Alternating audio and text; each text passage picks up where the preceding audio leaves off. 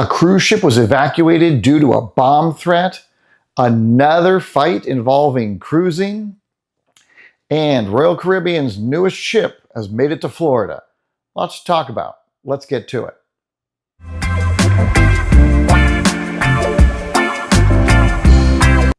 Welcome, I'm Sean Whent. I'm your host here at the Whent There Cruising Channel. It's cruise news for today, Sunday, August the 10th, 2025. Let's get into it. The first story comes out of England, where yesterday on the 9th, it was reported that there was a bomb threat at the Southampton terminal, and the Mayflower terminal specifically. So a bomb threat apparently reported in the parking garage there, but there was enough concern that they evacuated the terminal itself and the P&O Ventura that was docked there for loading and unloading that day. So passengers that were already on board were forced to get off of the ship. But I guess at some point they recognized that the bomb threat was a hoax, and people were allowed to reboard the ship. And apparently it left there late, but not significantly enough so as to delay anything on its itinerary. So kind of a scary way to start your vacation, right? But yeah, thankfully no merit to it and no further problems there. The second story today comes from Disney Cruise Line. They've made progress on multiple ships. So the Disney Destiny was just floated out of its construction facility there in Papenburg, Germany. That's kind of a big milestone.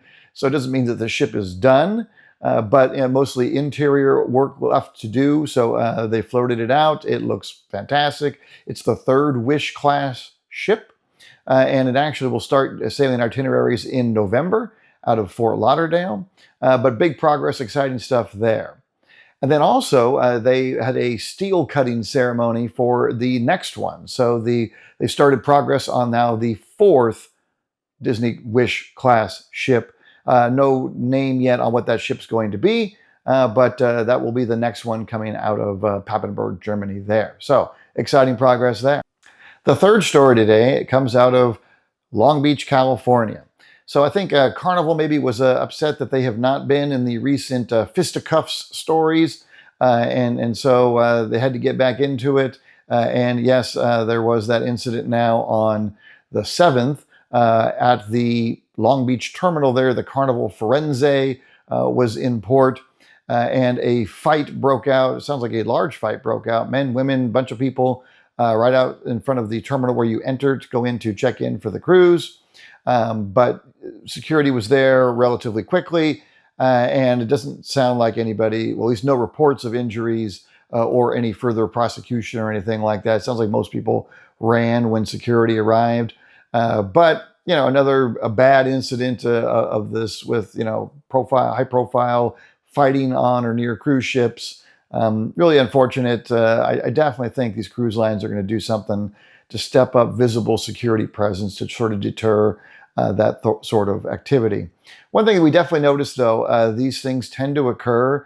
We talked about before, maybe on your sort of cheaper cruise lines, but they also tend to be on the cheaper sailings. They also tend to be on those 3 and 4 night ones as opposed to the longer ones. So there seems to be a trend where the more people are willing to spend to go on the cruise, the less likely they're willing to act a fool while on that cruise. And which is interesting because now Royal Caribbean on a lot of their Oasis class ships are going to the 3 and 4 night sailings as opposed to the 7 night sailings. Obviously, it's more economical for people to purchase those shorter ones, but they also sort of become like kind of the booze cruise sort of things. This was a 4 night sailing for the Firenze there out of Long Beach. So yeah, those shorter ones, you tend to see some more of those kind of issues. And the big story today, the biggest, because it involves Royal Caribbean's largest ship, the Star of the Seas, has arrived to Port Canaveral.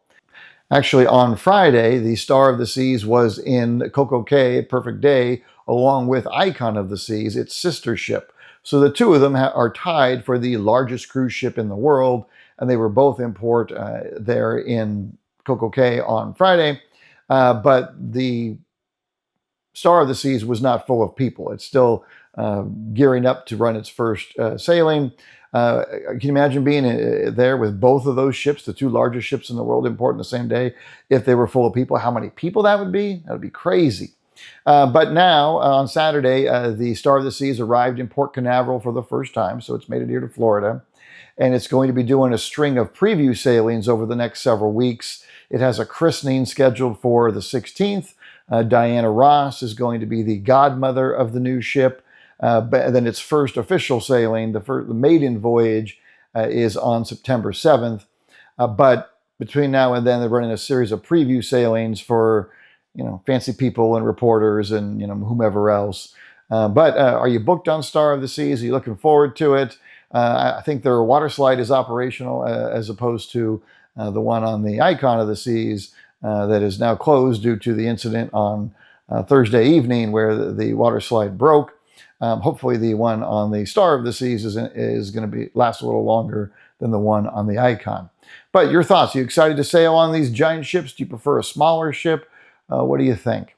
Well, hopefully you found the video useful. Hopefully you found it informative. If you did, please like the video. If you like cruise content, please subscribe. We want to be your source for cruise content. Thank you for watching, and until we see you next time, we do wish you smooth sailing. Take care.